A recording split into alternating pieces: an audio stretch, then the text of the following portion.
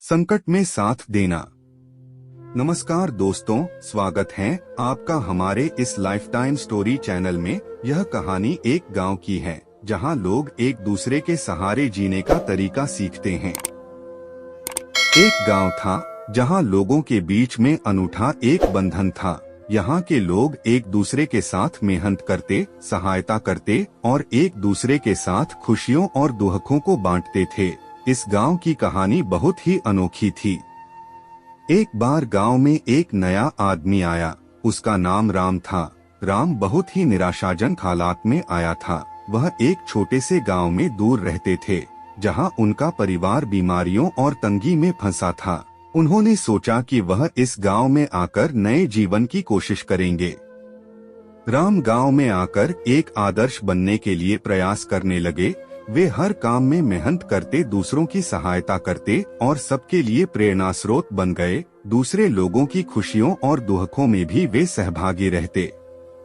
एक बार गांव में बड़ा दुख का समय भी आया, जब गांव के मुखिया का बेटा अचानक बीमार पड़ गया। उसकी स्थिति गंभीर थी और उसके परिवार को इलाज के लिए पैसों की आवश्यकता थी, लेकिन गरीबी के कारण परिवार के पास इतनी धनराशि नहीं थी। जब राम ने इसे सुना, उन्होंने तत्परता से अपनी सभी बचत की राशि का उपयोग करके परिवार की मदद की। वे नहीं चाहते थे कि इस दुखी परिवार को किसी भी हमारी तरह जूझना पड़े। उन्होंने बचत की राशि के साथ साथ दूसरे गांव वालों को भी अपील की और उन्होंने भी उस परिवार की सहायता की।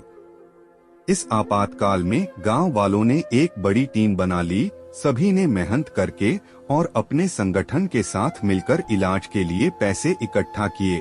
थोड़े समय के बाद बेटे का इलाज हुआ और वह पूरी तरह स्वस्थ हो गया।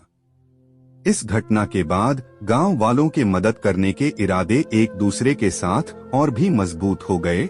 यह उनकी सद्भावना, नेकी और सामर्थ्य का परिणाम था। वे सभी ने समझा कि दूसरों की मदद करके ही हमारा असली लक्ष्य पूरा होता है।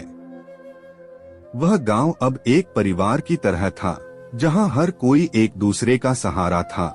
यहाँ के लोग अपनी खुशियों और दुखों को साझा करते, एक दूसरे की मदद करते और अपने संघर्षों को साथ में झेलते थे।